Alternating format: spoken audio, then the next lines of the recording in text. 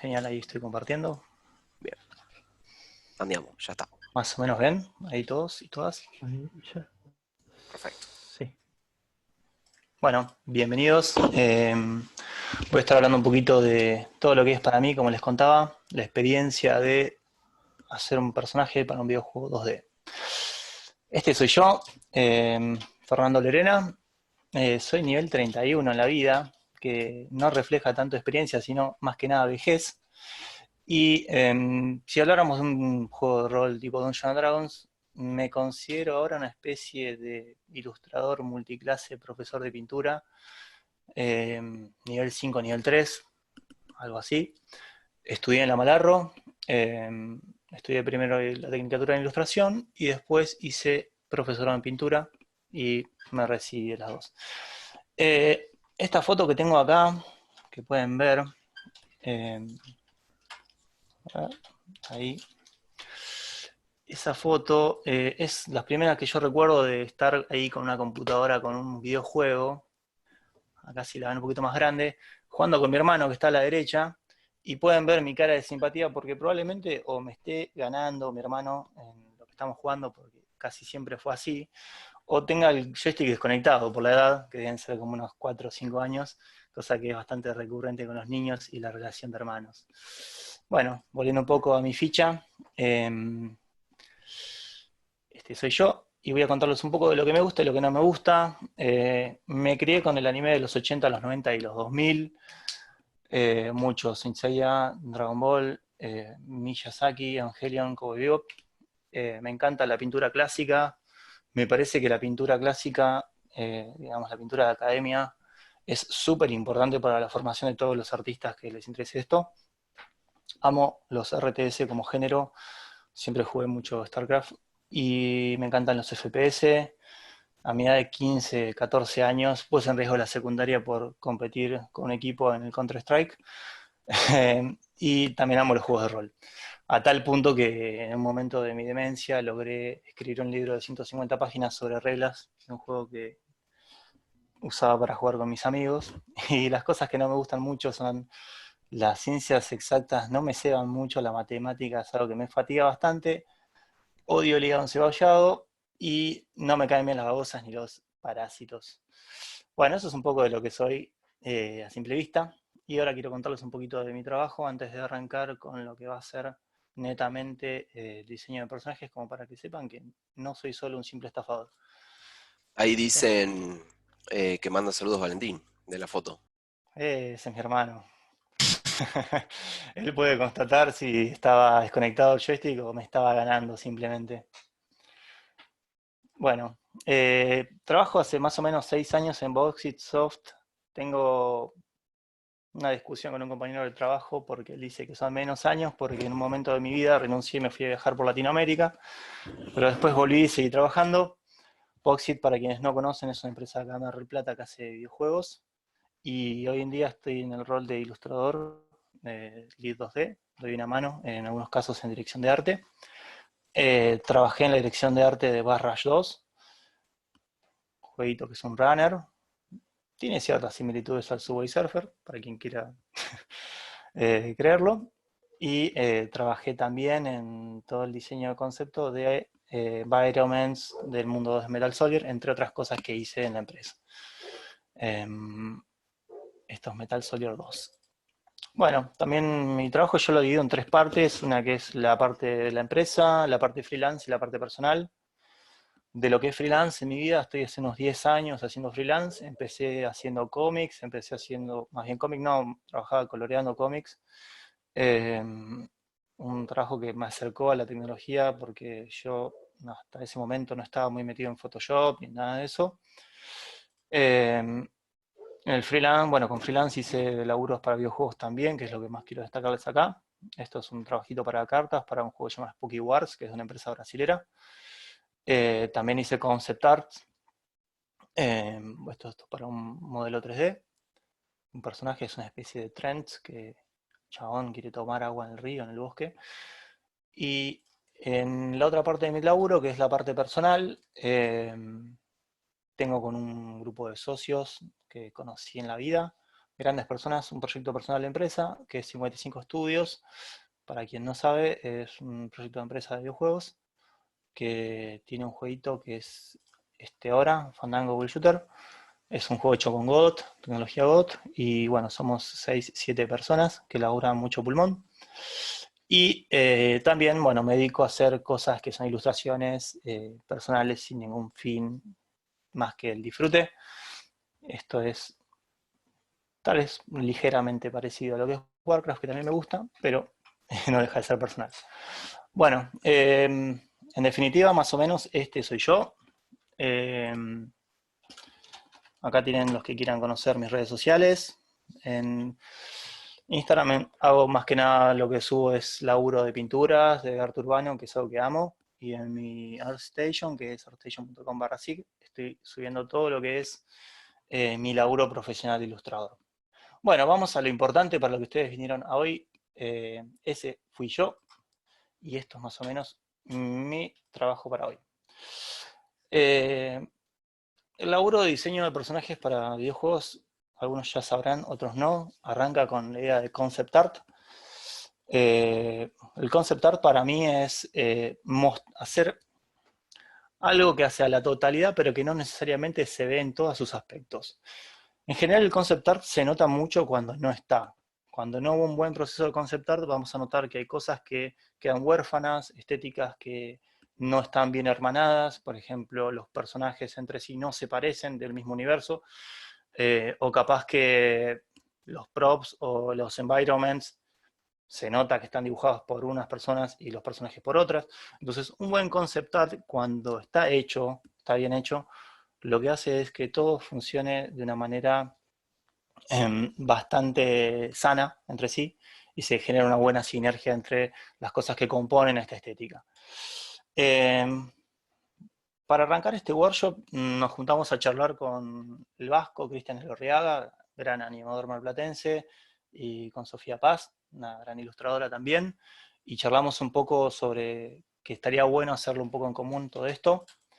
Y la idea que surgió fue, bueno, Sofía hace el environment, yo hago el personaje, el vasco lo anima, y de eso se generó la idea que viene acá, que son requerimientos, que fue hacer un mundo o personaje que tenga que ver con un universo de fantasía medieval, con rasgos épicos, para un arcade 2D. Eso tiene que ver con lo que está vinculado a lo que es el análisis del proyecto que vamos a tener. Yo creo que cuando uno arranca un concept art, es muy importante darle bola a esto que es el análisis de requerimientos, el público al que va a ir apuntado y a la tecnología para que va a ser el producto final. Si nosotros vamos a elaborar un 2D, no es lo mismo de lo que vamos a tener que hacer si vamos a elaborar un 3D. Si yo elaboro un 2D, puedo explorar de manera más libre un montón de cosas. Si elaboro un 3D, necesariamente voy a tener que hacer poses T, voy a tener que hacer vistas de perfil, vistas de por detrás, etc. Bueno, vamos un poco. Yo empecé con una exploración muy ligera.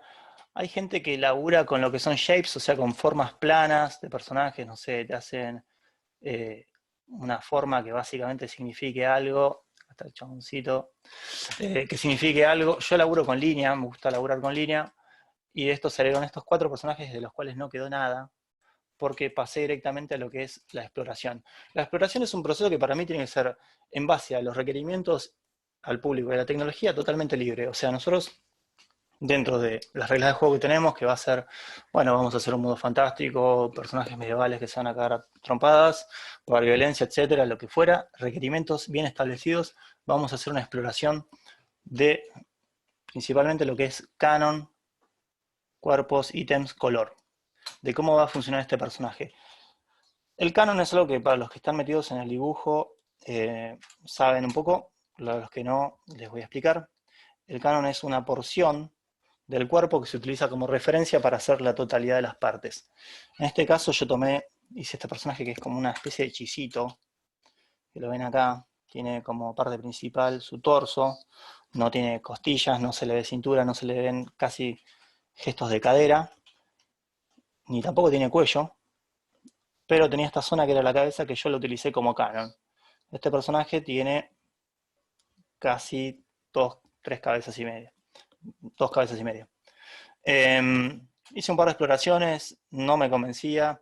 Yo he tomado como referencia decir, bueno, ¿qué tiene que ser importante en un personaje que pasa 2D, que se va a ir moviendo por el mundo, etcétera? Yo quería que tuviera personalidad, o sea, que la gente que lo juega rápidamente tenga un buen engagement con él, que pueda simpatizar, que pueda acercarse. Por eso quería buscar una cara atractiva y que se le vean rápidamente las armas que usa. Eso era algo muy importante porque para lo que es la jugabilidad, en un juego de peleas, en un juego de lucha, las armas o los ataques son muy importantes. Y quería que tuviera un gesto particular destacado. Primero salió este personaje que no me cerraba. Y dije, tiene demasiada información. Y empecé a sintetizar y a jerarquizar ciertos rasgos. Apareció esta experiencia que fue básicamente cortar y pegar y mutilarlo al bicho. Y quedó este pato. Esto quiero que encaje dentro de lo que es el sentido de la experiencia de exploración del concept art. Nosotros en el concept art tenemos para mí 2 posibles formas de hacerlo, de encararlo. Una es hacerlo de manera muy libre en base a los requerimientos que tenemos puntuales, o sea, explorar poses, explorar secuencias, explorar hasta una pintura que capaz que pueda ser realista para un juego que no lo es. O tenemos la otra opción, que en general es la que más conviene al tiempo que se suele tener en el proceso de trabajo de la industria típica, que es la de que un cliente te diga, che, necesitamos esto para ayer, entonces empezamos a hacer concept art directamente en las poses en las que van a ir los personajes finales para un juego. Eso es algo que en mi experiencia laboral lo he tenido que hacer mucho más que en lo otro. He tenido que elaborar mucho más poses finales que poses que tengan que ver con una estética mucho más desarrollada, del tipo saltando, peleando, etc. Bueno, de acaso voy a mostrarles varias cosas que surgieron, varios personajes que exploré, varios personajes que experimenté, de los cuales no quedó ninguno, pero que sirvieron para la totalidad de lo que yo estaba buscando hacer. Finalmente de este proceso rescaté cosas que me parecían interesantes de este personaje que tuvieron que ver con la paleta de color. Cuando les muestro el personaje final que quedó, van a notar que van a haber aparecido estos colores sobre todo en el proceso final, que tienen que ver con procesos de exploración.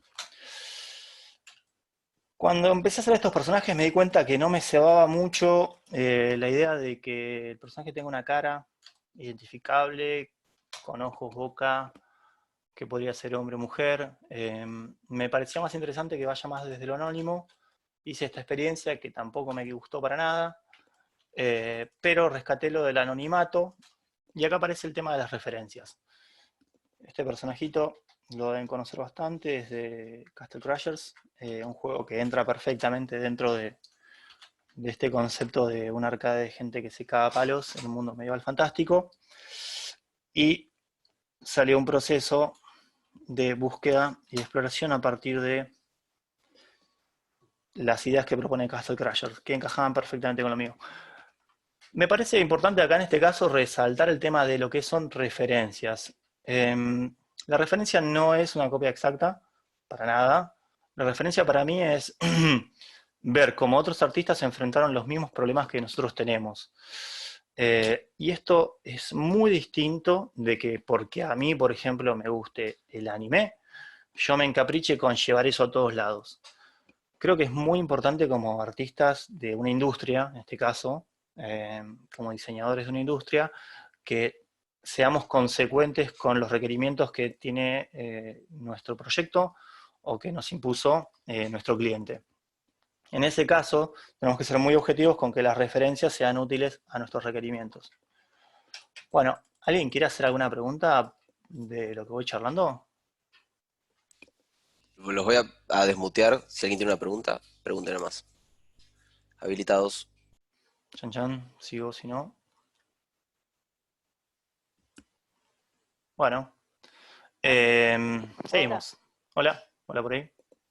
hola, tengo una pregunta. ¿Qué tal? La pregunta es, ¿cuánto te toma hacer un personaje? Por ejemplo, ¿cuánto tiempo tomás en pensar la idea, en hacer cómo lo querés que se vea? ¿Cuántos sketches les haces? Algo así. Bueno, hay varias realidades en ese sentido, porque creo que cuando laburamos para un cliente o para una demanda puntual, hay un tiempo que se basa en referencia a la complejidad que tenemos que enfrentar. Si vamos a enfrentar un diseño muy complejo o un diseño muy simple, y esta complejidad está reflejada en cuánta experiencia en general tenemos nosotros para hacer esto. Eh, yo creo que 3 días casi que sobra para cualquier cosa, para cualquier diseño de personaje. Esto no significa que vos en 3 días tengas totalmente resuelto todo, pero probablemente tengas en 3 días resuelta la búsqueda y encuentres el camino que estabas buscando. Eh, yo creo que no podría llevarte mucho más de 3 días, decir, bueno, 3 días laburando 8 horas por día, ¿no? Pero la verdad que te puedo decir es que no hay una métrica exacta para nada, o sea, en relación a tu experiencia cada vez lo vas a encontrar las respuestas mucho más rápido y bueno, en relación a la complejidad también de la dificultad que tengas que afrontar. Bueno, si les parece, Y sigo. Si no, Fíjate que hay otra pregunta. hola, hola. ¿hay otra Eh, pregunta? sí, sí, yo tengo otra pregunta. En base a los estilos del dibujo, del diseño de personaje, te piden que hagas algo así como que están buscando un tipo de estilo en el personaje, por eso te reclaman, por ejemplo, que no lo quieren de cierta manera, que quieren que lo haga más del estilo o del otro. Sí, bueno, en general los clientes muy pocas veces tienen que ver con el área del diseño, sino con el área del dinero, eh, y sus conocimientos en general están asociados a qué cosas tienen éxito en el mercado y en básicamente creer que eso, por tener éxito, replicarlo es otra fórmula de seguir el éxito. Entonces muchas veces te dicen, mira, nos gusta esto y creo que está en nuestra cintura, a partir de eso, generar algo que sea interesante y nuevo. Muchas veces te vienen con referencias de, no sé, me gusta muchísimo tal juego, pero lo loco de eso es que no saben bien qué les gusta más que esté funcionando. Entonces creo que lo interesante de que nosotros como ilustradores, cuando tenemos que enfrentar una demanda así, es traducir qué podemos sacar de eso como para potenciarlo en una imagen nueva. Bueno, Ah, gracias, era ¿se, eso, se- nada se más. entendió un poco? Sí, sí, sí, Bueno, genial. gracias. No, por favor. Bueno, sigo. De todas estas cuestiones que les charlé acá, aparece este personaje, de lo cual quiero resaltar un poco de cosas antes. De este personaje, si notan, todos los anteriores los hice en la pose en la que van a ir en el juego, excepto estos dos de acá abajo, eh, estos tres, bueno, toda esta línea casi. Pero todos estos los hice pensándolos en un juego, ya directamente como decir, bueno, los corto y los mando en un asset de fondo y listo. Eh, en cambio, este otro personaje lo hice de la otra manera. Dije, bueno, quiero explorar, ya que empecé a tener ideas, ya que quiero ser un personaje que sea un héroe más anónimo, que no se sepa su género, que no se sepa si es un perro, si es un gato, si es lo que fuere. Va a hablar por él su casco y va a hablar por él su cuerpo. De acá el desafío que viene es el de la actitud corporal, desde el área del diseño, y resaltar sus rasgos más destacados. A mí me sedujo la idea de un personaje que es una especie de caballero caído, de caballero no en desgracia, pero que ya está bastante golpeado, no es un caballero reluciente, y su único gran gesto de personalidad es su armadura y su gran espada. Eh, rescato de acá cosas que vi en Castle Crashers, o sea, las máscaras como herramienta de expresividad facial. Rescaté de este personaje que tengo acá su forma anónima de expresarse, con un casco que no muestra sus ojos. Y rescaté del pato parte de su paleta de color. Y de esto sale esta idea de color. Fíjense que el concept art El concept art no tiene una regla sobre cuán acabado tiene que estar, sino que el concept art tiene que servirnos a nosotros de referencia para decir, bueno, esto es lo que estamos buscando, esto es lo que después tenemos que cortar y pegar, sintetizar y resumir para llevar al juego. Bueno, acá voy a hablar un poquito de lo que es paleta de color para personajes. A mi punto de vista, la paleta de color es algo que tendría que llevar otro workshop directamente, porque es muy interesante y muy amplio el tema, involucra bastante conocimiento de lo que es el área del color, y creo que tampoco hay una sola receta para aplicarlo, o sea, un montón de gente va a tener recetas distintas. A mí la que más me sirve es esta que les voy a ir contando un poquito. Si ven acá de este lado, a ver, un segundo. De este lado yo armé esta combinación, que es por un lado estos dos colores, estos tres, y este solito por acá. Yo las paletas de color las pienso en colores subordinantes y colores subordinados. Esto quiere decir que va a haber una mayoría de color, que es las subordinantes, que en este caso son los azules estos, que van a ordenar todo el resto de la paleta de color que va a tener nuestro personaje, o sea que van a ser los que dominen el resto. Suena bastante feo, pero estamos hablando de colores, no nos olvidemos. Los subordinantes, en este caso que yo sugiero siempre, son colores análogos que representan una monocromía de color. ¿Por qué? Porque tenemos este azul desaturado, está acá, que lo puse en una versión con más luz y una versión con menos luz. O sea, una versión que tiene más blanco del mismo color y una versión que tiene menos blanco y un poquitito más de negro.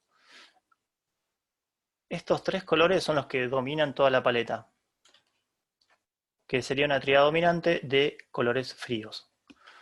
Yo lo que pienso es que tiene que haber subordinantes, que van a ser la mayoría, como ven acá, que van a contrastar con los subordinados, que son los otros colores que quedan en la paleta, que en este caso son los rojos y los marrones. Díganme si se perdieron o si vienen bien, si sigo charlando un poco. ¿Estamos ok? ¿Sí? Bueno. Cuando nosotros vemos una paleta que medianamente funciona, está bueno analizarlo desde las lógicas del color. El color tiene tres características que me parece que está bueno charlar y a quienes le interese el color tendrían que estudiar, que son la saturación del color, el tono del color y el valor. Estas tres características nos van a nosotros a hablar de si vamos a poder analizar si una paleta de colores funciona y por qué funciona. Yo contrasto la paleta de fríos con un rojo, que es un cálido, que es este que está acá, para generar un acento. Los acentos en el color ustedes lo tienen que pensar como un atractivo al ojo. Cuando el ojo nota que todo es lo mismo, o sea, que yo hago toda una paleta de azules, el ojo va a tender a aburrirse, porque no encuentra nada dinámico, nada diferente, nada distinto. Si yo le pongo un píxel de rojo, el ojo va a ir volando a ese píxel y se va a posar ahí. ¿Por qué? Porque la percepción humana se activa de manera más fuerte cuando encuentra algo distinto dentro de un patrón. Si nosotros tenemos una mayoría de colores fríos, como es acá, un rojo va a despertar totalmente el interés en eso que estamos haciendo, que en este caso es el personaje. Y el color que acompaña al rojo es este marrón, que tiene un parentesco tonal, porque este marrón está hecho con mayoría de rojo, un poquito de amarillo, que es un análogo al rojo, perdón, es un primario cálido, y hace que se lleven bien, o sea, este rojo y están así felices. Bueno, por último, hay un acento de blanco, que es un blanco ligeramente azulino, que el blanco y el negro se llevan bien con básicamente cualquier cosa, y los grises también, casi cualquier color, porque no tienen ninguna competencia cromática y potencian los colores que tengan al lado. Bueno, esto es más o menos lo que quiero charlar del color hasta acá, porque si no después nos vamos mucho a los tecnicismos y no quiero aburrirlos. Si quieren hacer alguna pregunta del color, sea bienvenida ahora, si no continúo. Marian, ¿hay algo por ahí? Yep. Los desmuteo. Si tienen preguntas, este es el momento. No sé si vengo súper técnico o venimos bien, más o menos. Hola, Mientras Hola, ¿sí? ¿Quién habla? hola, Sofi, Hola, Sofi. ¿todo bien? Mira, te quería preguntar, ¿hay alguna bibliografía que recomiendes para leer sobre color? ¿Algo que recuerdes? Yo personalmente he usado muy poca bibliografía en mi vida, más que para aprender a dibujar, así que no les puedo dar una hora exacta. Sí les puedo dar el consejo de que cuando ustedes encuentren algo que les guste, traten de analizarlo desde las posibilidades que tengan. Eh, la Academia Europea de Pintura, por ejemplo, lo que hace es, para enseñar a la gente a pintar, les enseña primero a copiar. Eh, Creo que nosotros una característica que tenemos que adaptar sí o sí como profesionales es a la de constantemente el ejercicio de mirar lo que está bien hecho, o sea, de mirar los tipos que, las minas que hicieron las cosas antes y le hicieron mejor. Eh, las referencias ¿Consideras en ese como, caso son muy importantes. ¿Hola? hola, ¿consideras como un buen ejercicio tomar las pinturas eh, tipo de referentes, a ver cómo les digo, de referentes de color, por ejemplo, las pinturas conocidas de la historia, tomarlas como un referente para aprender a utilizar el color, es decir, copiar de ahí las paletas? Yo lo... Pregunto porque sé que hay muchos artistas que aprenden desde el Renacimiento, por ejemplo, cómo se pintaba, cómo se coloreaba y lo utilizan en las paletas. Sí, si ustedes, por ejemplo, ven a todos los ilustradores actuales chinos, o más bien asiáticos, tienen una paleta de color muy estudiada a partir del Renacimiento. Está evolucionada esa paleta. Yo no la recomendaría, no recomendaría ese ejercicio para empezar.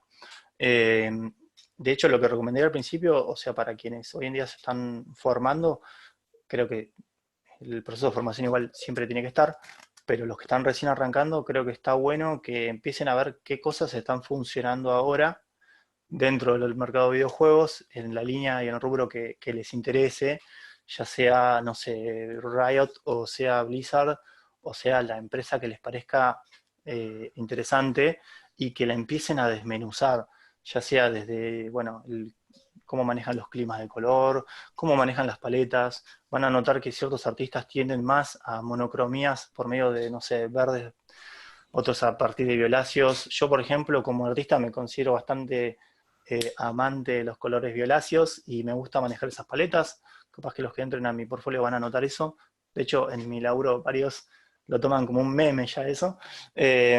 Pero tiene que ver con la personalidad y tiene que ver con el estudio del análisis de lo que nos interese. Después, en un proceso mucho más desarrollado, me parece que es muy, muy positivo analizar a los maestros de la historia del arte, pero no lo recomendaría como un punto de partida. Me parece capaz que es un poco heavy.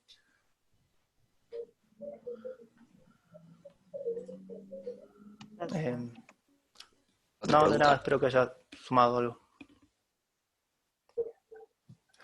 Bueno, si quieren, seguimos un poquito. Tengo una pregunta que habían escrito en el chat. Ah, bueno. Para que la encuentre, porque la perdí. Espacios de Nacho color. había preguntado. Ah, a ver, Vasco. Preguntaban sobre los espacios de color que era. ¿Cómo, cómo? En un momento mencionaste espacios de color. Y varios Espa- preguntaron qué eran los espacios de color. espacios de color. Capaz que utilicé una terminología rara, pero no recuerdo haber dicho espacios de color en qué contexto. ¿Alguien se acuerda de la pregunta? No, yo no me acuerdo que hayas No, dicho espacios de preguntaban color. eso. Ah, No, bueno. yo pregunté a qué se referían con espacio de color, pero respondiéndole a la persona que lo había escrito. No, por eso no sabía si era. Creo que Jorge, sí, Jorge. Si estás ahí, Jorge, aprovecha para preguntar. Sí, respecto de los espacios de color, había leído en el manual de GIMP que estaba muy, muy completa la bibliografía, pero lo que decía es si a la hora de dibujar tienen en cuenta todo lo técnico o van más como intuyendo, si van, digamos, fluyendo desde el interior. Bueno, yo creo que desde lo que es el diseño para la industria de videojuegos, dependiendo del requerimiento, ¿no? Si vos me decís, bueno, vamos a hacer el nuevo Doom, por ejemplo, vamos a tener que analizar un montón de aspectos de la realidad para que eso sea fiel a la experiencia de usuario que queremos generar, ¿no? O sea, tenemos que desde ese punto partir de los requerimientos. Mi filosofía dentro de mi forma de expresar el laburo de ilustración, que en muchos casos tiene que ver con mi experiencia, está vinculada a generar una experiencia de color que sea seductora. Esa es mi prioridad. O sea, que el usuario vea el color y le guste, se sienta atraído, se sienta a gusto con esa imagen que está viendo. ¿Por qué? Porque es en definitiva lo que va a hacer que generes un engagement con el usuario, que la persona que lo está jugando se acerque a esa imagen. Por ejemplo, si ustedes ven el proceso creativo que viene teniendo en los últimos años Blizzard, desde Warcraft 3, que fue como una especie de reinicio de toda la estética, los tipos ahora están haciendo Hearthstone y Hearthstone es casi una caricatura de lo que fue eso. Con colores super chillones, con muchísima saturación, con personajes súper satíricos, cartunescos. Entonces, ¿qué pasó en el medio? Bueno, pasó todo un proceso de evolución de Blizzard para satirizar esa estética y para apuntar a un público que ahora ve distinto, que ahora ve que probablemente sea muchísimo más joven que el que jugó en su momento Warcraft 2, por ejemplo, como yo que jugaba con el modem. Creo que tenemos que partir del punto de qué apunta esa estética y qué tiene que ver con los requerimientos de ese juego, de ese proyecto que tengamos.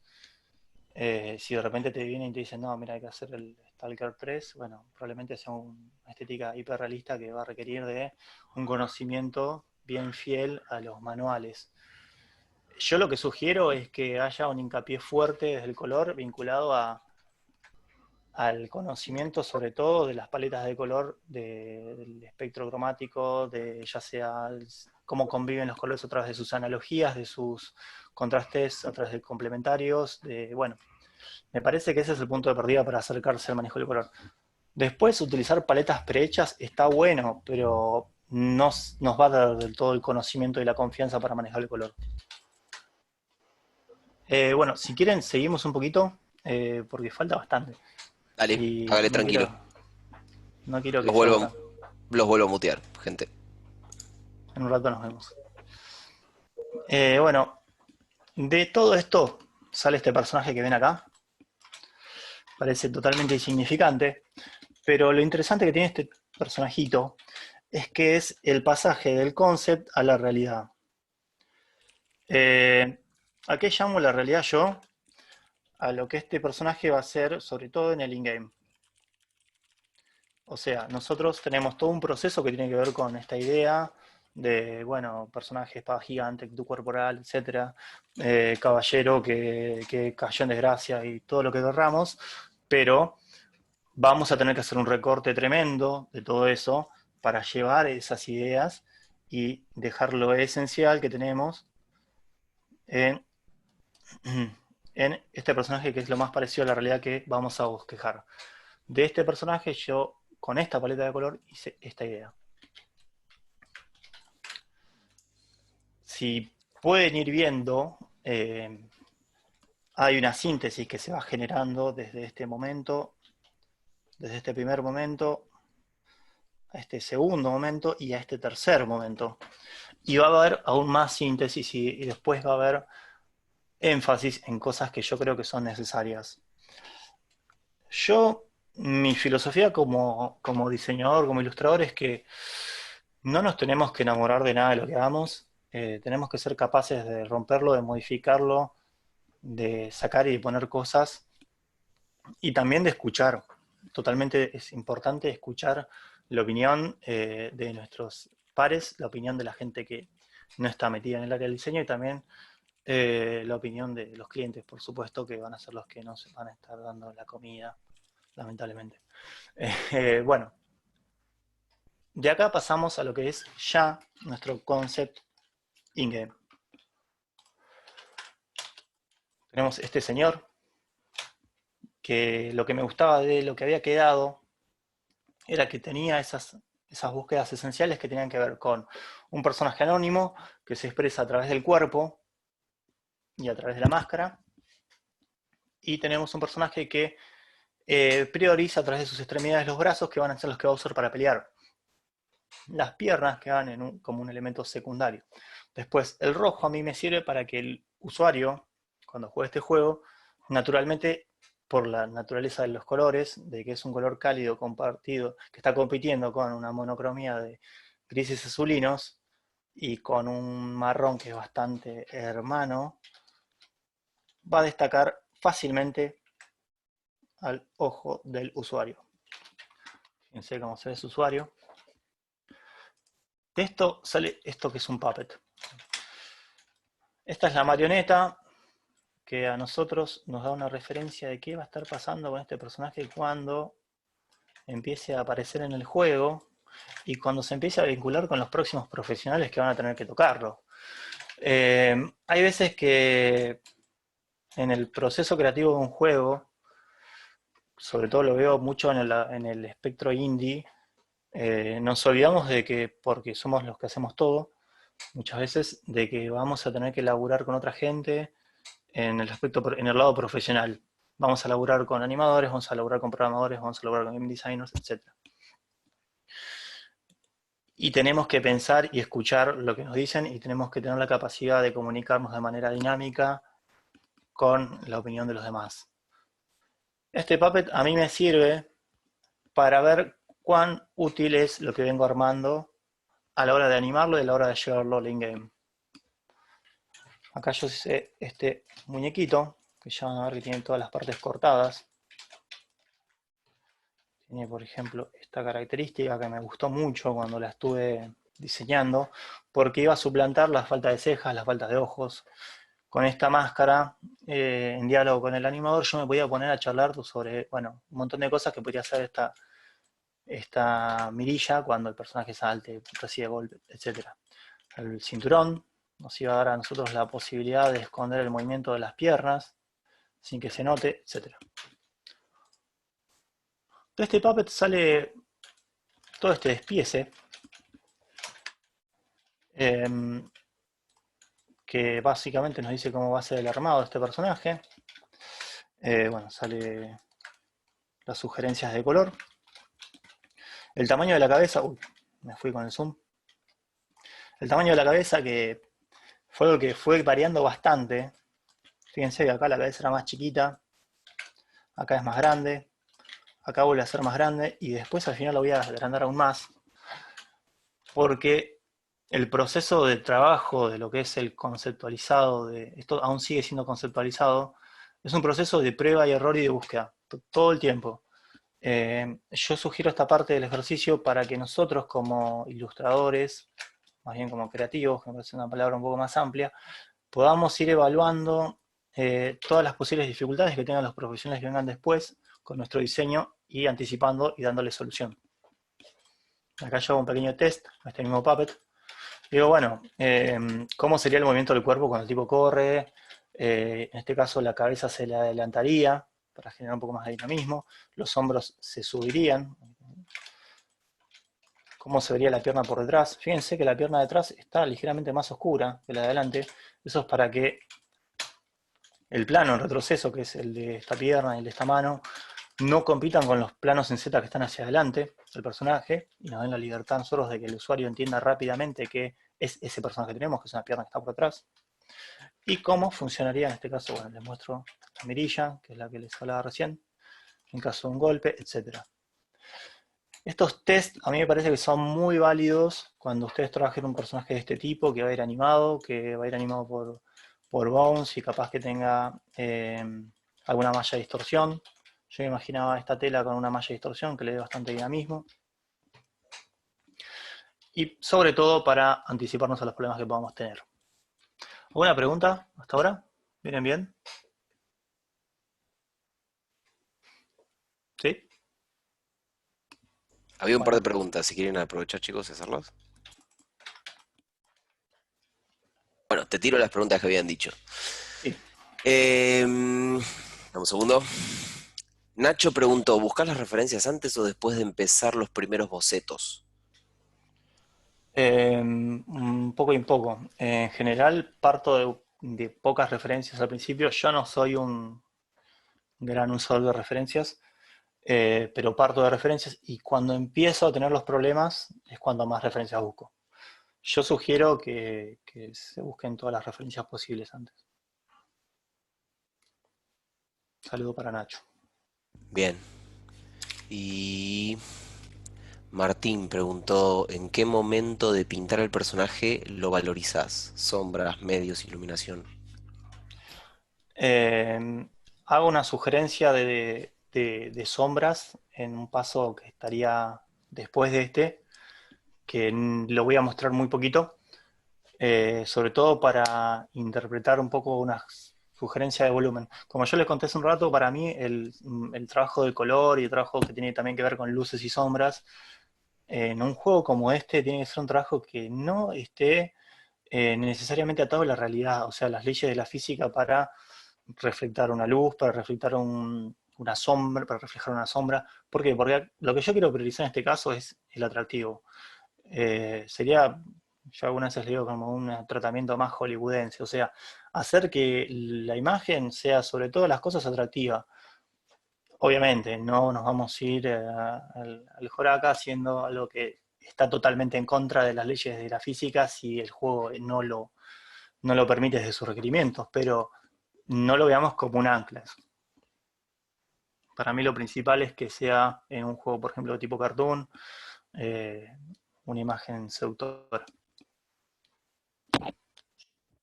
Bueno, Bien. ¿alguna más hay por ahí, Marian? Sí, Pavón pregunta, ¿por qué tiene la pierna semitransparente?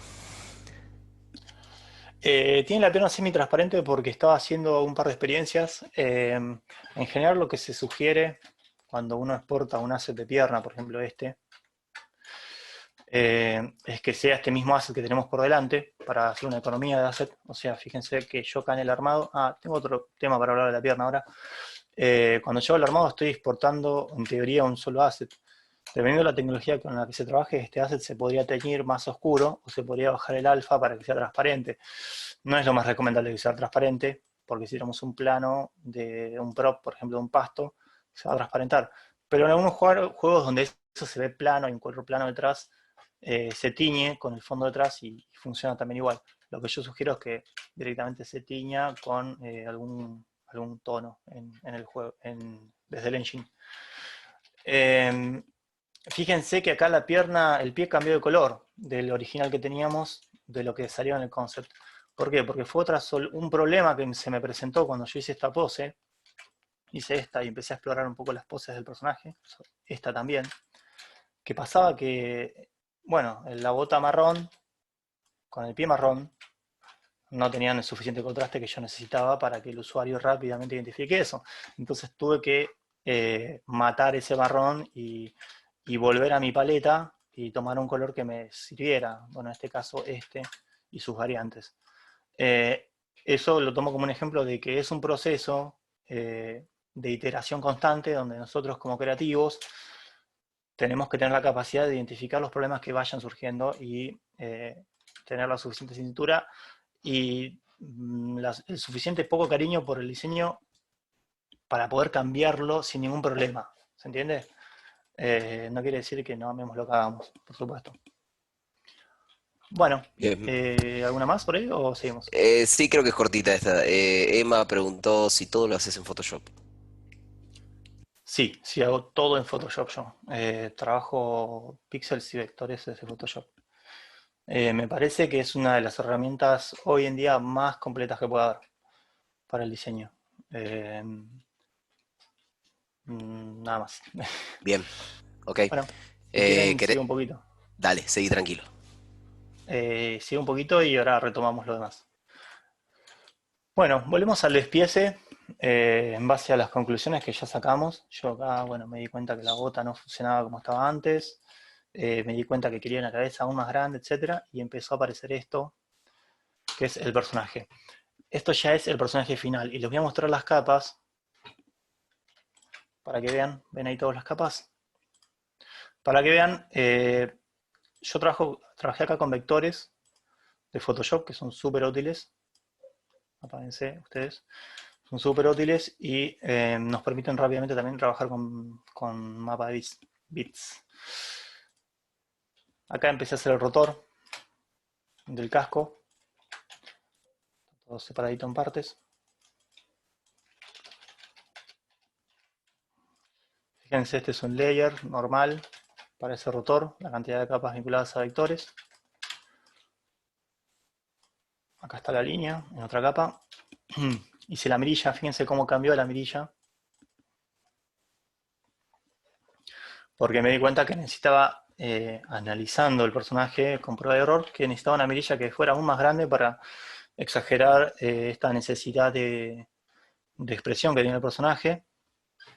La cabeza. Esta mirilla ahora nos permitiría a nosotros jugar con una cierta sugerencia de ojos por detrás. De nuevo los vectores. Acá, bueno, se responde un poco la pregunta que me hicieron hace un ratito sobre el tema de las luces y las sombras. Es en este proceso cuando yo empiezo sobre todo a trabajar en esto. Aparece por acá abajo el guante, los dos guantes. En este caso se tienen que exportar dos guantes porque tenemos una mano a la que se le ven los dedos, que es la mano izquierda, y la mano derecha que no. Hombreras, torso. Fíjense que en el torso aparece un pequeño diseño del banner. Se dinamiza un poco la forma del torso y al mismo tiempo se complejiza. Con el cinturón me di cuenta que necesitaba una solución, que este cinturón no me estaba funcionando en una sola pieza y se dividió en dos para que el animador tenga un juego extra con el cinturón a la hora de moverlo. Puede hacer esto. Y bueno, finalmente la pierna, la bota, que pasó a ser del color de la armadura, y la tela. Acá está el bracito también. Bueno, a nivel detalle, como va a ser una figura que no se va a ver suficientemente, no va a ser gigante, no va a ocupar toda la pantalla, nosotros como diseñadores tenemos que tener en cuenta el detalle como también una sugerencia. No podemos llenar todo de manchitas, de roturas, como era en el concept de nuestro personaje anterior, en el concept que teníamos al principio. ¿Por qué? Porque esto no se va a ver ni en la mitad, y por el contrario, va a generar suciedad. Va a generar suciedad a nuestro personaje. Bueno, ahí tuvieron un pequeño spoiler del final. Y acá vamos a pasar nuevamente al armado de nuestra marioneta. Fíjense, si nosotros comparamos con nuestro concept, que es este, que pareciera que nuestro personaje perdió toda la personalidad que tenía. ¿Por qué nos pasa esto? Porque el personaje, la personalidad la tiene a través de su expresión corporal, o sea, de la posición que toma a través de las partes que tiene. También apareció una espadita, que la espadita la dejé por fuera de lo que es el diseño de la paleta de color y demás, porque la espadita, ahora voy a hablar un poco de los skins posibles que tiene un personaje. ¿Alguna pregunta hasta ahora? ¿Quieran hacer? ¿No? Bueno, la espada la dejé por fuera porque en el proceso de hacer Puppet, es también el proceso donde nosotros tenemos que tener en cuenta si el personaje va a llevar skins, como le dije, si se va a teñir de color, si demás. Si se va a llevar skins, lo que funciona en la industria es que el skin que hagamos respete la estructura original. O sea, que si yo tengo esta caja, por ejemplo, para la cabeza, si yo tengo esta caja, desapareció el pincel, se colgó Photoshop, ahí está. Si yo tengo esta caja, que es donde va a estar nuestro asset, nuestro canvas. Bueno, el nuevo diseño que hagamos, que no sé, es una calavera, póngale. Tiene que estar dentro de esa estructura, para que después el animador reemplace assets y no tengamos que hacer todo el trabajo de cero. Lo mismo con todas las partes restantes del cuerpo. Bueno, ¿alguna preguntita por ahí? Sí. Si quieren hacer.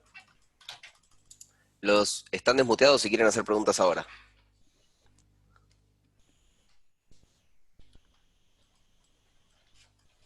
Pero no. Hola, Paso. Ok, ahí va. Hola. yo de nuevo, otra vez. ¿On? Em, ¿Podés explicar de nuevo lo que acabas de decir, por favor? Lo de los skins. Sí, Bueno, sí, como no, por supuesto. En el momento en que hacemos a ver, un juego, desde el espacio laboral donde yo lo he trabajado en mi mayoría de experiencia, un juego es una experiencia que tiene que ser rentable para quien te contrata. Eh, y desde dónde está lo rentable en general en la mayoría de los juegos, bueno, en la venta de skins, en la venta de personajes, en la venta, básicamente. Cuando nosotros diseñamos un personaje principal, es muy probable que en un juego de este tipo sea un buen negocio vender skins de ese personaje o vender otros personajes que básicamente van a ser un skins del original. Cuando un animador agarra este personaje, hace un esqueleto para animarlo, eso lo va a explicar excelentísimamente bien en el workshop, creo que es del martes, Cristian Elorriaga, de Elorriaga el Vasco, hace un esqueleto, que es la forma en la que mueve como una marioneta el personaje. Me están dando un poquito lento el Photoshop, así que no voy a dibujar tanto, pero básicamente va a tener, si me están dando bastante lento, es porque este archivo es bastante grande también. Pero bueno, va a tener un esqueleto, a ver si puedo dibujar, va a ser una ¿Es cosa así. eso o Windows 10 está corriendo actualizaciones de fondo? Windows 10 está complotado en contra de nuestras charlas, no quiere socializar el conocimiento. No Bueno, quiere socializar con el mundo. totalmente, sí, sí, es una gran opinión esa, Marian. Bueno, va a tener un esqueleto, que es el que le va a permitir mover el personaje. Ese esqueleto va a tener que va a responder a los tamaños de los assets que tiene para tener una lógica que se mueva de manera coherente. Eso significa que nosotros, si hacemos variantes de personajes, para ese mismo esqueleto, para economizar recursos, que es lo que se suele hacer, economizar recursos es una palabra que le encanta a toda la gente que ponga plata en videojuegos, vas a tener que respetar las estructuras, o sea, el canvas que tiene tu asset para que se reutilice ese esqueleto de animación. No sé si se entendió ahí la respuesta. O sea que si vos tenés este pecho, ¿no?, de personaje, este body, vas a tenerlo que hacer, no lo vas a poder hacer así de grande, por ejemplo, o no vas a poder hacerlo así de largo, porque vas a estar rompiendo el esqueleto que ya armaron. ¿Se entiende ahí más o menos? Vas a tener que dibujarlo dentro de los parámetros que ya tiene este esqueleto, que capaz que pueda ser una cosa más chiquita, no sé, ponele que es una cosa así. Acá tiene la tetilla, ¿sí? Los pectorales. No sé si se entiende ahí la respuesta. Bien, díganme. Calculo que sí. Pavón, si estás por ahí, sí, sí, sí, se entiende. joya. Ok, bueno. ¿Alguna más o seguimos? Había una que Emma había preguntado, ¿este trabajo también te lleva 3 días? ¿Solo este personaje, teniendo en cuenta el feedback con el cliente? Este personaje a mí me llevó menos, me llevó un día hacerlo. Eh, ya tenía bastantes ideas resueltas de lo que quería hacer. Yo digo, a ver, uno cuando estima un laburo, dentro de las posibilidades que tenemos de negociar con nuestro cliente, el consejo que yo le doy es que den una estimación siempre bastante pesimista, porque nunca sabes lo que te puede pasar dentro de lo posible, ¿no? No, si vamos a hacer no sé, un stickman, no le vamos a tirar un mes porque nos van a mandar a nuestra casa, pero hay que ser pesimistas en el sentido de que nosotros nunca sabemos qué cosa puede pasar en el medio que nos dificulte el tiempo de producción, ya sea a nivel desafío personal como a nivel cuestiones imponderables que puedan suceder y nos arruinen el proceso creativo, nos dificulten. Tenemos que tratar de ser razonables y tratar de conocernos a nosotros mismos, de cuán capacitados estamos para enfrentar algo y en ese sentido estimar. Bueno, de este Bien, personaje les comento un poquitito más para ir cerrando esta etapa y seguir a la siguiente. de este personaje sale ya esta pose, que fíjense si les parece, si estamos todos de acuerdo, se parece mucho más, digamos, esta pose a este personaje, esta pose a este personaje. ¿Por qué? Porque el personaje empieza a ganar actitud corporal. Es verdad que en algún punto perdió un poquito de actitud corporal, pero ganó la posibilidad de ser una marioneta que cumpla todos los movimientos posibles que tiene que cumplir dentro de un juego para blandir una espada, dar saltos, etc. Este personaje que tenemos acá es un personaje ficticio que con esta longitud de pierna o con esta longitud de brazo estaría siendo imposible animar a través de marionetas de manera correcta. Lo que nosotros tenemos que pensar es que con estos recursos el animador tiene que poder hacer todo lo que necesita el game design del equipo, digamos. Esto queda fijo, se mueve ahí. Cambiamos el eje. Hace poquito cambié de Photoshop y estoy peleando un poco con cambios sin sentido que hicieron, pero bueno, ahí va. Bueno,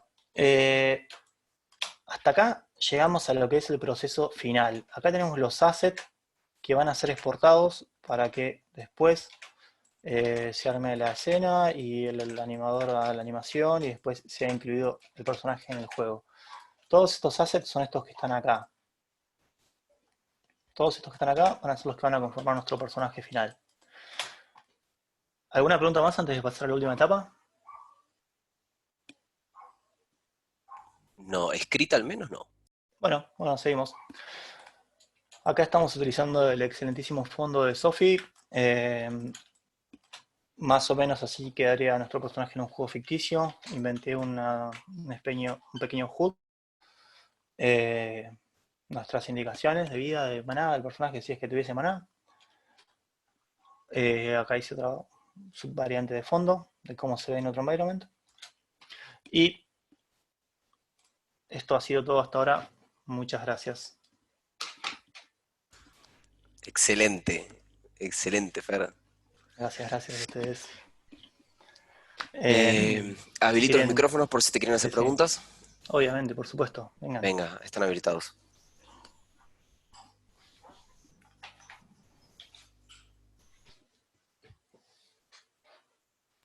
Si alguien quiere hacer alguna pregunta o agradecer o algo.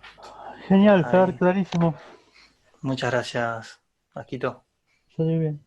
Te acabo de Una preguntar en el pregunta. chat si los fondos también los trabajaste en Photoshop.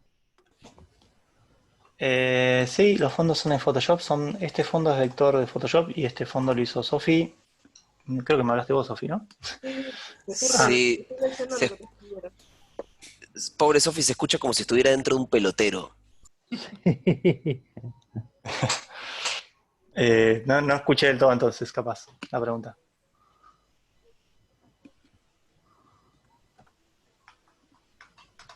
No, ahí quedó.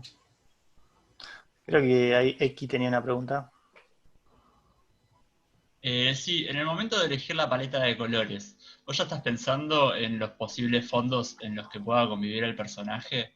Y una vez que ya está implementado el personaje y están en distintos terrenos, ¿puede ser que sufra algún cambio en base al personaje del terreno o el personaje en base al terreno? En general muchas gracias por la pregunta, es muy buena. En general hay ciertos truquitos que tenemos que tener en cuenta como diseñadores. Uno que yo sugiero es mantener para los fondos una paleta más clara o más oscura, y por el contrario, para el personaje mantener una paleta más clara o más oscura. O sea, esto nos va a dar cierto grado de cintura para que el personaje más o menos se destaque en casi todos los fondos. Después va a haber ciertos trucos que es bueno aplicar a cualquier fondo. Este fondo que yo hice es ficticio realmente. ¿Por qué digo que es ficticio? Porque, a ver, vamos a ver el panel de herramientas. Vamos a cerrar esto para que no nos consuma recursos. Ficticio porque no es un fondo real, pero, por ejemplo, el fondo que tenemos en este juego que está acá, en este juego que es el Metal Soldier, una cosa que se hace para que el personaje se destaque fácilmente es, para que les muestro, ahí está, es utilizar un gradiente. O sea, nosotros acá en el juego final tenemos un gradiente que despega un poco, no me acuerdo cómo es bien ese gradiente, pero despega un poco ya el personaje. Lo mismo podríamos hacer en un fondo así. Si nosotros tuviéramos el personaje sobre la línea de horizonte, podríamos inventar, no sé, una excusa de que hay un polvo, hay una bruma, hay un algo, que ya nos despegaría el personaje. Acá lo tenemos por delante, ¿no? Pero hay ciertos trucos que tienen que ver con digamos, la escenografía, el armado escenográfico de los fondos, que nos van a dar ciertos recursos como para que el personaje se despegue. Otro es la línea de contorno en el personaje, siempre va a hacer que se despegue, que puede generar una dificultad a la hora de animar después. Pero bueno, eso después se charlará con el animador. ¿Por qué una dificultad? Ah, habló el animador. Eh, no, puede generar una dificultad cuando nosotros tenemos, por ejemplo, la famosa unión de un solo color de un brazo con el otro brazo. Si este brazo que está por delante, o el que está, o sea, el que está por delante, digamos, que este es un brazo, si este brazo tiene una línea de contorno, y por ejemplo así, y este también, se va a notar esta unión, en vez de que se vea de manera modulada. Esto va, para ser necesario vamos a tener que borrar esto, como para que el brazo se vea más unido. Sí. A eso me refiero con dificultades. Si Chabón, por ejemplo, tuviese un buzo, para que la línea de contorno no se superponga. Bien, bien, bien. ¿Entendió eso? Sí. Okay.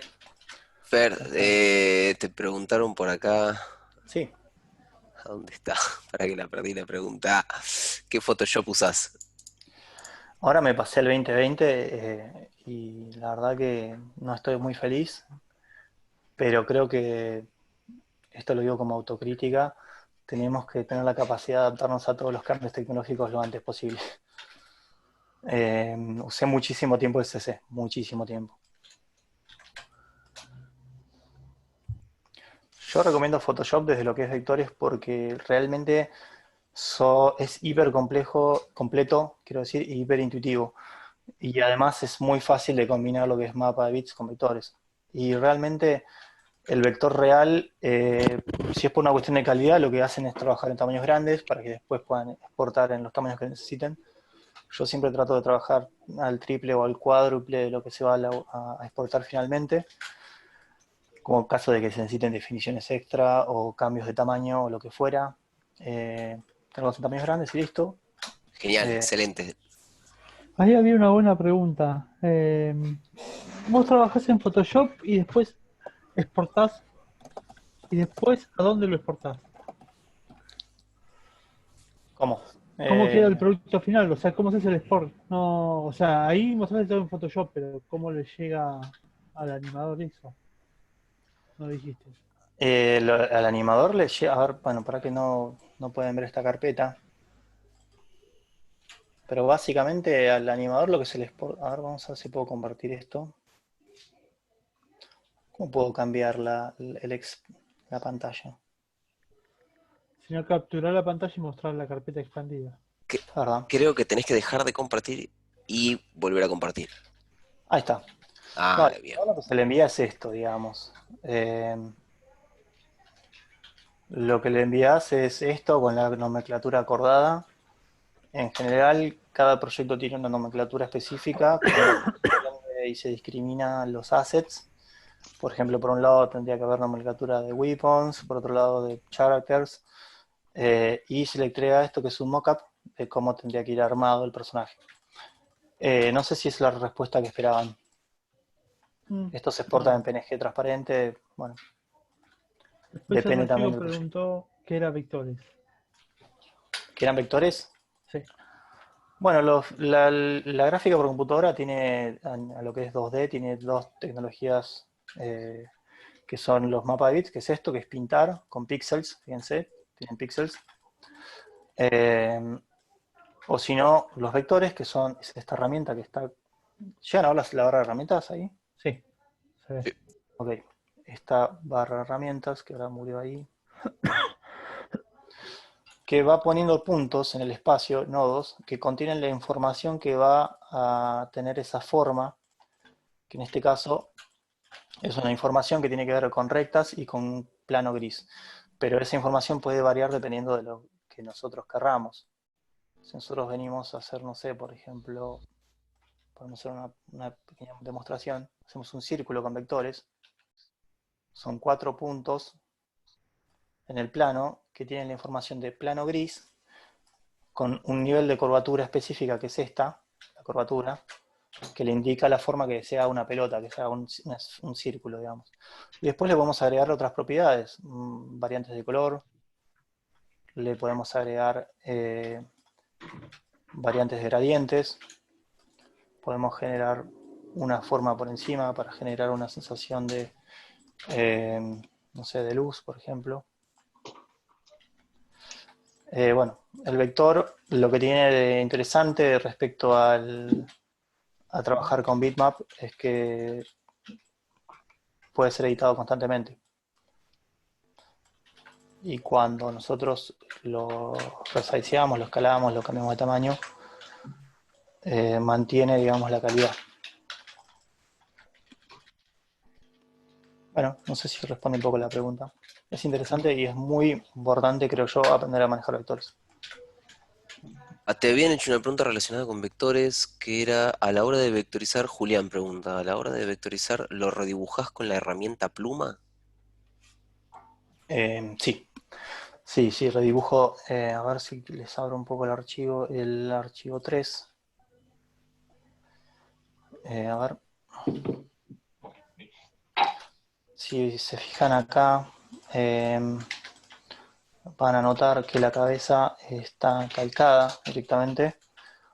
Tiene ciertos cambios en el diseño, por ejemplo en la línea. Cambió unas líneas de efecto para generar un poco más de dinamismo. Pero esencialmente sí está calcada y es una superposición de planos que va generando este efecto de luces y sombras. Entonces acá tenemos, esto es un vectorcito. Yo lo que hice acá fue, vamos a borrarlo, agarro la herramienta pluma, que es esta que está acá, y dibujo básicamente donde yo quiero, y le pongo el color de la luz, lo que se puedan ver acá que necesite, directamente. Lo mismo si yo quisiera hacer, no sé, un detalle. Me posiciono en el plano donde yo quiero, por ejemplo, quiero que haya un detalle por encima de este plano, y le doy una lucecita para que cierre ahí. Pegado. Acá Gracias. preguntan si usás tableta y cuál recomendás. Sí, hace menos de un año me pasé a Huion. Toda la vida usé, empecé con una Genius que me había salido creo de 30 pesos en el 2007, que fue un caballito de batalla que me ayudó muchísimo. Después me pasé a Wacom y después, por unos problemas que tuve, que me quedé sin tableta, tuve que invertir fuerte y quería invertir en una tableta que tenga pantalla, así que me compré la Huion Canvas Pro, que es la competencia china de Wacom, que Wacom se fue por las nubes, y realmente me parece una tableta excelente, la recomiendo mucho.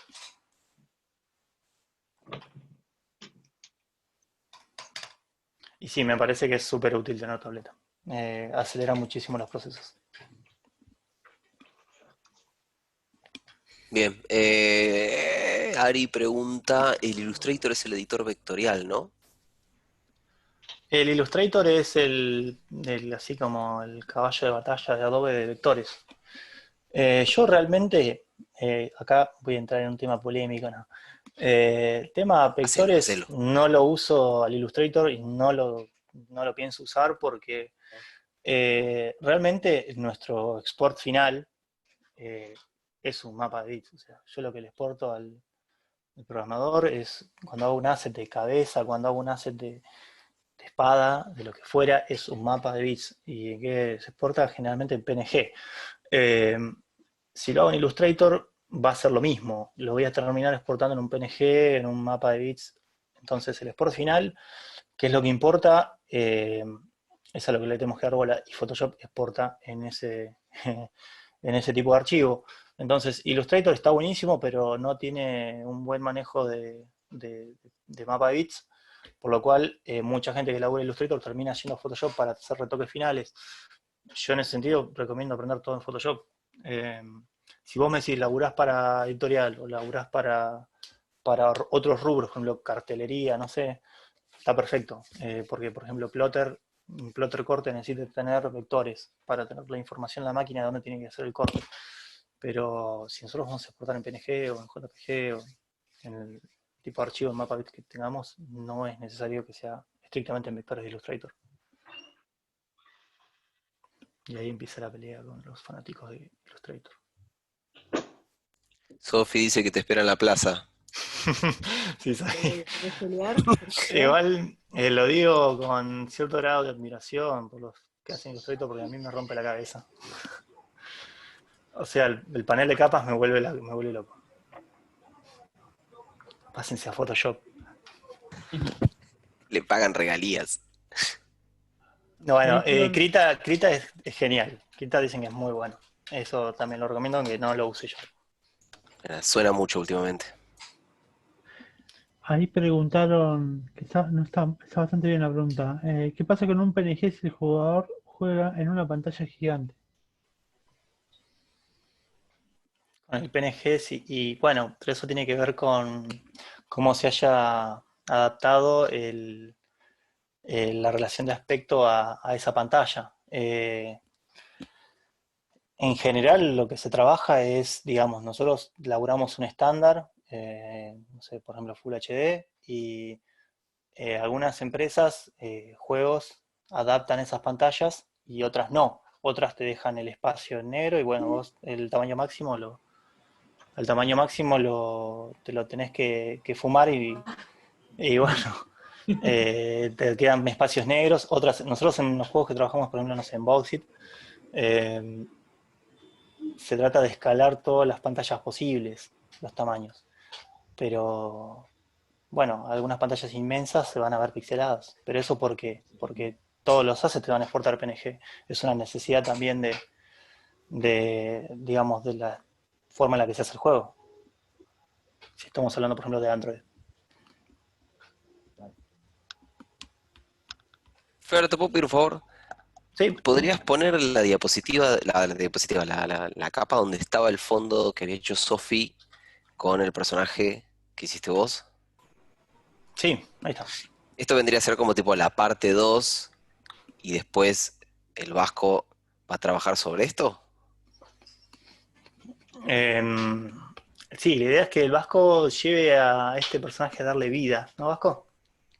Así es. Excelente.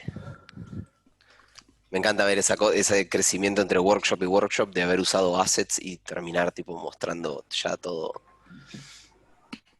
en una tercera etapa. Está buenísimo. Teníamos el tema de la tarea para casa, ¿no? Marian, Exacto. ¿cómo era eso? Es una tarea que la propones vos y no es obligatoria. La gente básicamente vos le das algo para que en los próximos días, si les gustó esto, lo hagan, el que quiera, y suba los resultados a Discord, muestre lo que hicieron. Lo que mostró Sofía el otro día, hubo un par ahí que estuvieron haciendo laburos y lo mostraron y quedó re bueno, re bueno. Genial, genial, genial. Bueno, yo la tareita que sugeriría es jugar un poco con el tema de los concepts lineales en pose para personajes para el in-game y ver qué pasa con estas marionetas. Armarnos una marioneta de este tipo y ver qué pasa en unas 3 poses. Muy sencillas, no caer en cosas súper complejas de detalle, sino ver si de repente podemos hacer un personaje que para un arcade 2D pudiese interactuar y también vincularse con las diferentes áreas que lo van a después tener que tocar como un animador, por ejemplo. Esa es la propuesta que yo les quiero sugerir. No sé si se entendió. Sí, creo que sí. ¿Alguno no entendió? Si alguno no entendió, se pueden desmutear y preguntar, acuérdense, yo los tengo ahí para que puedan preguntar todo lo que quieran. Tengo una pregunta. Sí. Suponete, no tiene nada que ver, no tanto con lo gráfico, pero suponete que el personaje a lo largo de la historia tenga una especie de power-up o tenga fuerza. Y en el caso de que la animación, ponele, se tenga que mantener dentro de cierto estándar, eso se trabaja desde las voces, ¿no? Por ejemplo, desde el sonido. Suponete que el tipo tiene, no sé, está con una fuerza normal y de golpe se come un hongo mágico y tiene como el hombre verde, una increíble super fuerza. Ahí, ¿qué haces? ¿Le cambias la voz o cambias los colores? ¿Cómo se trabaja eso? Bueno, tenemos varios recursos. Uno que se usa muy comúnmente, o que se usaba clásicamente, era el de teñir los assets, que es un recurso bastante económico y no es el más atractivo, pero por ejemplo, teñías los assets del personaje cuando se comía el hongo y se ponía a titilar, ¿no? Y eso ya al usuario le daba un feedback de que estaba pasando algo distinto en su personaje. Eh, yo lo que recomendaría, si por ejemplo el personaje sufriera una mutación, sería que el personaje que tenemos tenga variantes dentro de sí mismo en los assets de, por ejemplo, no sé, el tipo se come algo que le da super fuerza, bueno, que tenga dos assets de brazos, un asset para cuando está normal y otro asset cuando tiene el brazo, cuando comió ese hongo, por ejemplo, que le dio fuerza, un asset de brazo que sea más grande, más musculoso, que haya roto la ropa que lleva. Eh, a eso se le podrían agregar VFX, que eso se puede agregar siempre sobre cualquier personaje, sin importar, digamos, los bounds, como para que, no sé, tire chispas, por decir, partículas y que el personaje, no sé. Hay muchos recursos que podemos agregar para enriquecer el personaje. Esos podrían ser unos. Gracias. No, por favor. Pavón pregunta relacionado con la tarea, si tienen libertad o les vas a dar algún concept que tienen que usar para crear el personaje. No, por favor. Yo lo que me gustaría es que ustedes, el único, digamos, condicionante que tengan es que es para un arcade 2D, de tipo medieval fantástico, y bueno, que en ese marco, digamos, hagan bosquejos a línea sobre su personaje, elijan uno, exploren una paleta de color en base a esta propuesta de un color que domine al resto con un acento y hagan un par de posecitas. Excelente. Yeah. Bueno, hay una bocha de preguntas, pero recuerden que tienen el Discord, o sea que para no cebarnos tanto ahora, pueden, si quedan preguntas sin responder, pueden tirarlas en el Discord. No se olviden de eso. Y quien quiera escribirme, por supuesto, tengo toda la predisposición. Quien quiera coparse, en mis redes sociales o por Discord o por donde quieran. Quien No quiera pasaste tu conocer. Discord, Fer. Mi Discord es que lo estoy usando sobre todo para juegos, perdón. Pero estoy en Discord como Black Panther, ¿no? Black Panther, sí. Bueno, como Black Panther tengo la foto de mi gato negro, es un bardo. Así que ahí me van a encontrar también. Estoy en Game Depths. Bueno, creo que tiro una más que puede llegar a ser útil, que Nacho preguntó qué sitios recomendás para buscar referencias. Bueno, un saludo de nuevo a Nacho, un gran amigo que está allá en Estados Unidos. Yo recomiendo, bueno, fuertemente ArtStation. Es como el sitio más hegemónico hoy en día. Hay de todo, pero lo que hay sobre todo es de tipos grosos de la industria y tipas grosas también, por supuesto. Y Behance funciona, aunque está un poco más hoy en día volcado a lo que es más el diseño. Tiene mucho diseño de publicidad, que también es una fuente de la cual aprender.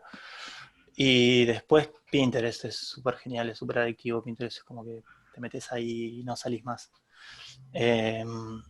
No sé DeviantArt. Hay gente que sigue usando DeviantArt, yo no lo usé mucho nunca. Pero en su momento fue una especie de auge total de DeviantArt. Pero yo creo que con ArtStation y Pinterest estás a full. Bien, excelente. Bueno, Fer, creo que te liberamos porque tipo te recontra bombardeamos a preguntas y está zarpado lo que mostraste. Estuvo muy, muy bueno. Bueno, Marian, espero que les haya servido de algo. Mi idea es, para concluir un poquito, es que no hay una ley de nada. O sea, si bien hay como caminos que nos pueden servir para tomar referencias, cada uno, lo más aconsejable es que cree su propia manual, sus propias ideas y que tome lo que necesite y lo que no le sirva lo deje y que haga su propia fórmula. Me parece que no hay una fórmula correcta para nadie, sino que son todas pequeñas fórmulas que uno tiene que ir desarrollando. Está genial, Fer, no puedo coincidir más con eso. Gracias, Mariano. Sofi me decía lo mismo el otro día, entre todos nos retroalimentamos y aprendemos de todos, o sea, no hay mejor forma que esa. Sí, además el aprendizaje es algo que tiene que ser constante, totalmente. Bueno, gracias, Fer, gracias por todo, excelente. Bueno, familia, muchas gracias a ustedes por estar acá. Bueno, y gracias a todos los que vinieron también por estar. Calculo que hoy a la noche o mañana a la mañana está subido a YouTube para que lo vuelvan a repasar. Enrósquense, pónganse a hacer concepts, muéstrenlos en Discord y nos veremos mañana, algunos en otro workshop. Adiós. Abrazo enorme, nos vemos. Chao, chao, gracias. Nos vemos.